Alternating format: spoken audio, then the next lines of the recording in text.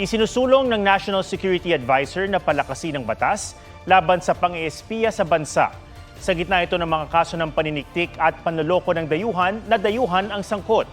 Isang Malaysian nga ang bistadong nagbebenta umano ng aparatong ginagamit pang-i-scam.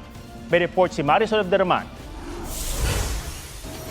Section 29, unauthorized access or intentional breach.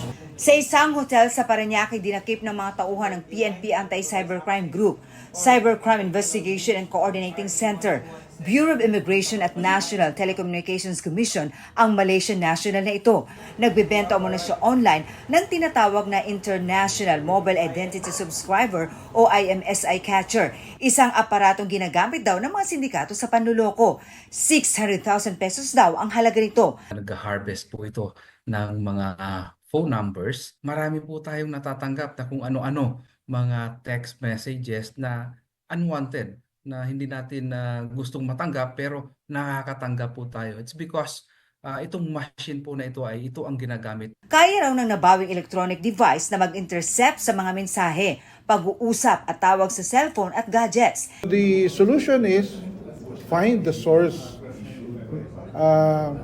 Kung hahabulin mo lang, yung operator hindi mauubos.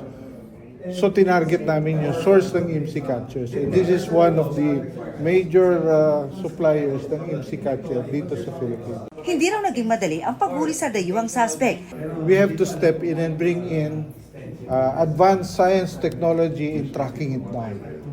And finally, we caught up with him in cooperation with our foreign partners, yung Malaysian government. Sinusubukan pang kunan ng pahayag ang suspect na inireklamo na ng paglabag sa Cybercrime Prevention Act of 2012 at iba pa.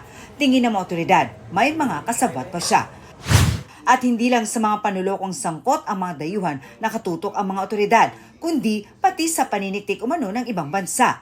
Ang AFP naniniwalang magkakaugnay ang pagdiskubre sa mga underwater drones sa Masbate, ang paghuli sa ilang dayuhang may peking ID at birth certificate, at ang dudang espiyang China si dismissed Banban Mayor Alice Guo.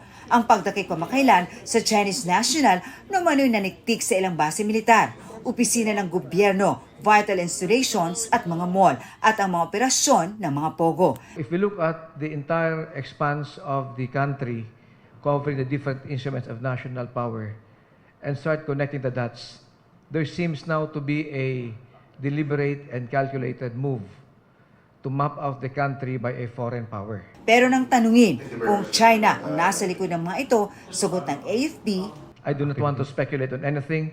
We base our statements on facts.